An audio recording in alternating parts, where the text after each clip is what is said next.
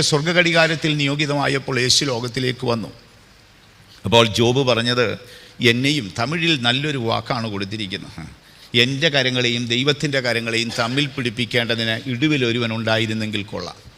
അപ്പോൾ അതൊരു വലിയ വിഷയമാണ് നമ്മുടെ വിഷയം. കാര്യം ദൈവത്തെക്കുറിച്ച് നാം പഠിച്ചാൽ നീതി കൊണ്ടും വിശുദ്ധി കൊണ്ടും ദൈവത്തിൻ്റെ സിംഹാസനം ഉയർന്നതാണ്. നീതി കൊണ്ടും വിശുദ്ധി കൊണ്ടും ദൈവത്തിൻ്റെ സിംഹാസനം ഉയർന്നതാണ്. അതിക്രമം കൊണ്ടും പാപം കൊണ്ടും മനുഷ്യൻ അധമപാതാളത്തോളം താണവനാണ്.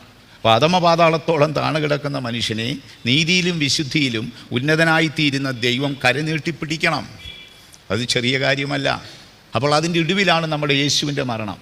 നമ്മുടെ കർത്താവായ യേശുവിൻ്റെ ഇരു കരങ്ങളിലും ആണികളടിക്കുമ്പോൾ ഒരു കരം പിതാവായ ദൈവത്തിൻ്റെ കരത്തിലും മറുകരം മാനവരാശിയുടെ കരത്തിലും പിടിച്ച ശേഷമാണ് യേശു പറഞ്ഞത്, പിതാവേ, സകലതും നിവർത്തിയായി.